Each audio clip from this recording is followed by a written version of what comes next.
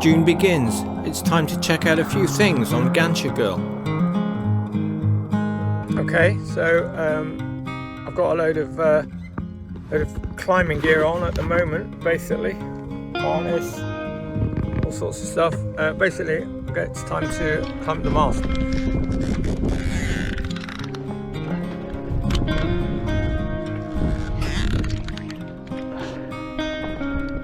Got to check out the little wind speed meter and wind direction thing. It seems doesn't seem like it's behaving properly. So I'm just going to go and check it out.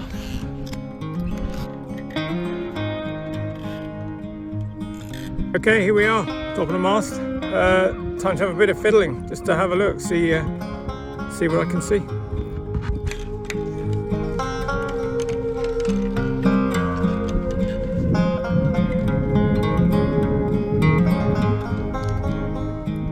The anemometer is loose on its screw thread, so I tighten it up.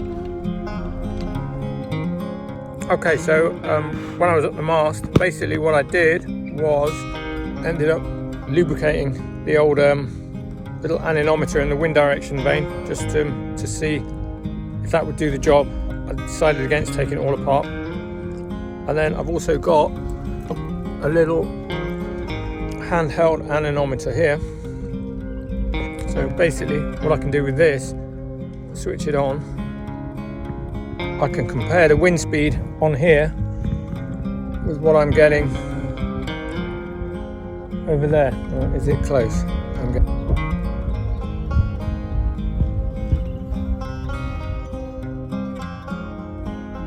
4, 5.5 over there.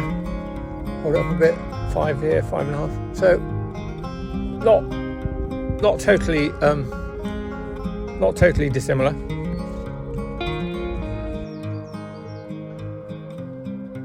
Back at home, I've been busy making something called a handy billy. Got a couple of second-hand blocks and an old climbing rope.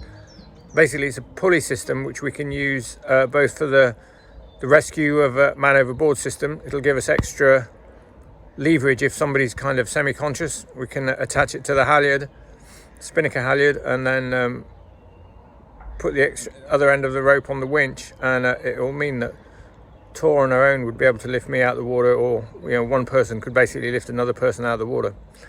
So this is an added safety device. You can also use it for lifting heavy items out of the cockpit and onto a pontoon, stuff like that. So handy things to have on the boat. At the end of June, we're back at Weird Key. We've got our niece and nephew, Rose and Adam, with us.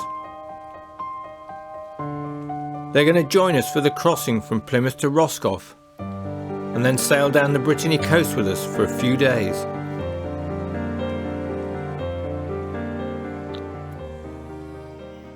So Rose, what's your hope for the trip? Hope for the trip? Learn some things. Want to spend some time with my family, have some great chats on the boat, see the ocean, maybe see some dolphins if we're very lucky. Adam! I'm pumping up the boat. So, up the dinghy. what are your hopes for this trip? Well, I'm hoping that I can ferry you guys across the channel safely. And that's really all I'm going for. We're your support Yeah, for the channel crossing. fantastic. Pretty soon, we're leaving Plymouth behind. Well, we're not at 175 yet, but I'll pull away from the wind a little bit. Yeah. I mean, because we're going to have to pull away from the wind anyway. Once we get past the breakwater. Yeah. Okay. Bear away. Yeah. Well, we've got a fishing boat coming in, but I think I'll pass. That one's going to my port side, so I'll pass on the starboard side. So Adam, how's it going? We're full speed ahead, got the sails out, we've reefed the Genoa, got a bit of tilt, We're just and we're flying. 30 degrees, maybe. There you go, we're going to come in a little bit because we're tilted. I never sailed in a monohull. How does it feel? Is it different? It's good, it's fun. I like it. Rose, how's it feeling? Much more like this Okay. than what I've experienced before, but that's all good. That's good close to You always feel powerful with the tilt, I think. It's like you're kind of like fighting the tilt. split in the Yeah. You're tilting, you're making speed. That's what it feels like, but you've got to be careful because you actually, if you tilt too much and you're fighting with the tiller, you lose the speed. Yeah, okay. So you want to find the medium. You want to find the happy balance. Yeah. Did you let out the generator a little bit? No. Or is it still? So what do you want me to aim for? I want you to go on a course now. A 175? Yeah, that way a bit, basically. Yeah, okay, will do. I'm reluctant because it's making the boat tilt. Okay, well I'll just look at this bit. Yeah, maybe that would make sense.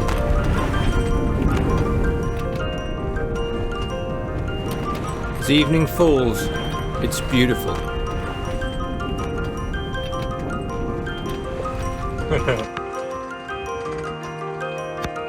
How is it sailing in the dusk? Sailing in dusk, we've got beautiful view of the sunset. Just soaking in the beauty of the nature around us. And spotted a couple of boats in the horizon. We've turned on the navigational lights, I think they're called. And looking forward to seeing the first star. Yeah, we're feeling a little bit chilly, but Tori's snugged up in the corner. And yeah, it's just nice. It's just nice to be awake.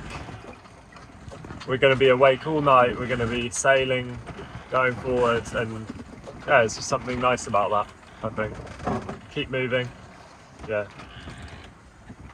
Hope that the wind keeps up, and that we can stay on the sails, because that feels really nice. What do you reckon then, Tor? Yeah, it's beautiful. I'm loving it. I'm excited to have our first actual night sail. Really excited.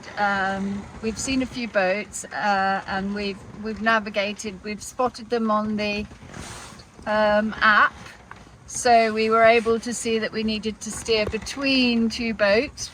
They were going in opposite directions, and we plotted our course. So we're feeling pretty confident about that. It's good to see the lights on the other boats. I'm feeling really excited that we've already done 1/5 of our journey, 5 hours in, 20 more to go. And so far so good. Just really looking forward to being in the pitch dark and figuring our way through, figuring our own way through to France, whatever comes our way, really. Yeah, exciting. Very exciting, actually. Right.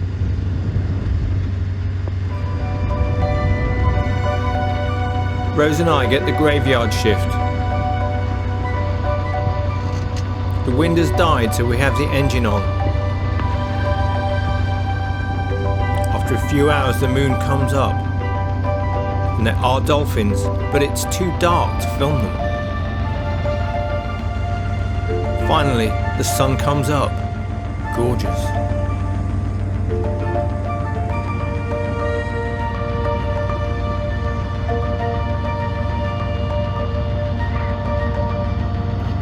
Throughout the morning, the sea is dead calm.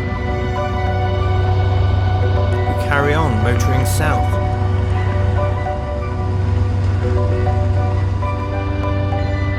Adam, who's more used to catamarans, is feeling a bit queasy. As the day wears on, we get into French waters. Zapping, Sean? I'm just putting up our little French courtesy flag for arriving in France. So we're about 10 miles out of France, and yeah, good try. put one of these up so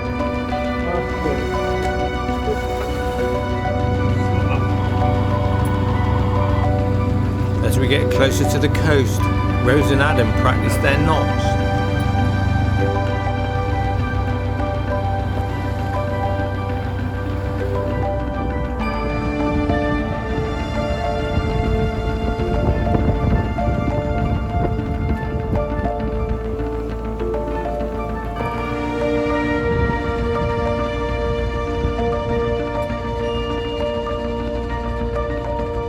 Eventually, we get to Roscoff and its busy marina. Oh, that's tight.